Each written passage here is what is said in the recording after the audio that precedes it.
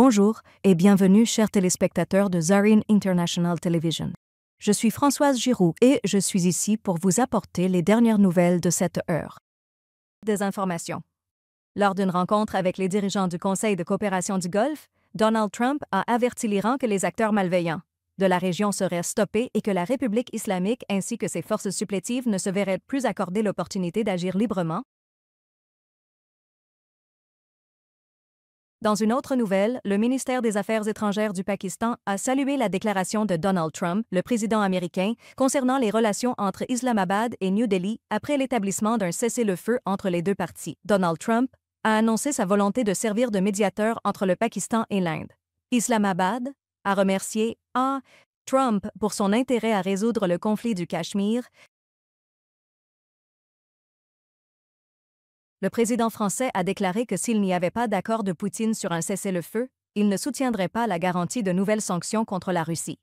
Il a indiqué que des coordinations étaient en cours à ce sujet et que les services financiers, ainsi que le secteur du pétrole et du gaz russe, seraient parmi les cibles potentielles des sanctions. Auparavant, le chancelier allemand avait également promis des sanctions plus sévères contre la Russie.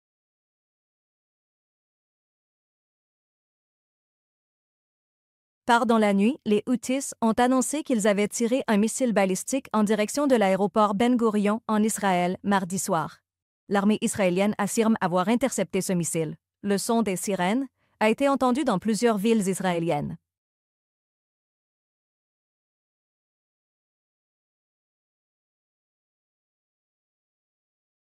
Les représentants de la Chine et du Brésil ont signé, mardi, plusieurs accords visant à renforcer les relations bilatérales lors d'une rencontre à Pékin.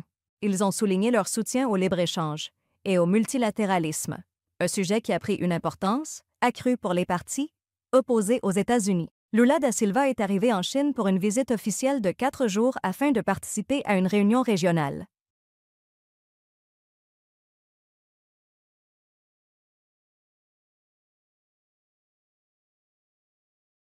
Dans les provinces, alors qu'un voyage imminent du premier ministre australien en Indonésie se prépare, des réfugiés afghans dans plusieurs villes du pays ont manifesté contre les politiques migratoires du gouvernement australien.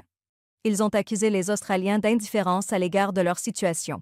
Ils affirment que ce pays a joué un rôle clé dans la création de centres de détention pour réfugiés en Indonésie. Des milliers de migrants afghans vivent toujours dans les camps de réfugiés en Indonésie après plus d'une décennie d'attente pour une réinstallation. Les manifestants, qui vivent dans l'incertitude et des conditions difficiles en Indonésie depuis près d'une décennie, ont appelé la communauté internationale, en particulier le gouvernement australien, à prêter attention et à prendre des mesures sérieuses pour résoudre cette crise.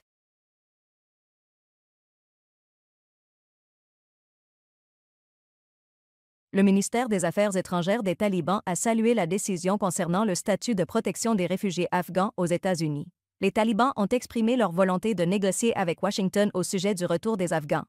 Le porte-parole du ministère des Affaires étrangères des talibans affirme que cette mesure montre que les États-Unis reconnaissent les progrès économiques et sécuritaires réalisés en Afghanistan.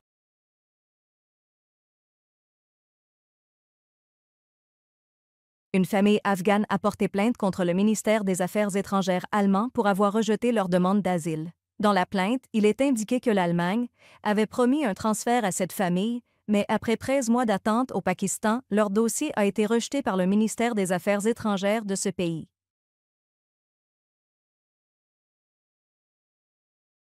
Les talibans n'ont pas autorisé les journalistes à prendre des photos ou des vidéos de la célébration traditionnelle de la naissance de Shalmal à Kandahar. Selon des sources, les agents de la promotion de la vertu du district d'Arghandab ont retenu les journalistes pendant des heures dans leur bureau et les ont menacés de ne pas prendre de photos ou de vidéos. La fête de Ramadi Shalmal a lieu chaque année dans le district d'Arghandab, dans la province de Kandahar.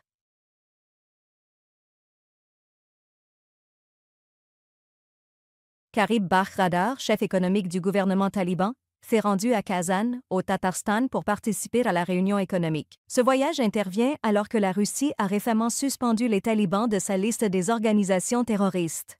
Il est attendu que la délégation talibane tienne également des rencontres en marge de cette réunion. Cette réunion se poursuivra jusqu'au 28e jour du mois de Sor dans la ville de Kazan. Les médias iraniens ont annoncé un contrat de 5 ans pour l'exploitation d'une mine en Afghanistan qui rapportera chaque année 1,2 milliard de dollars de bénéfices au gouvernement iranien. Merci, chers téléspectateurs, pour votre soutien continu. Vous pouvez regarder Zarin TV sur Afghan Procast, GLWEs, l'application Zarin TV et nos plateformes de médias sociaux. Jusqu'à la prochaine fois, puissiez-vous être enveloppés dans la paix et la miséricorde du divin. Prenez soin de vous et que les bénédictions accompagnent toujours votre chemin.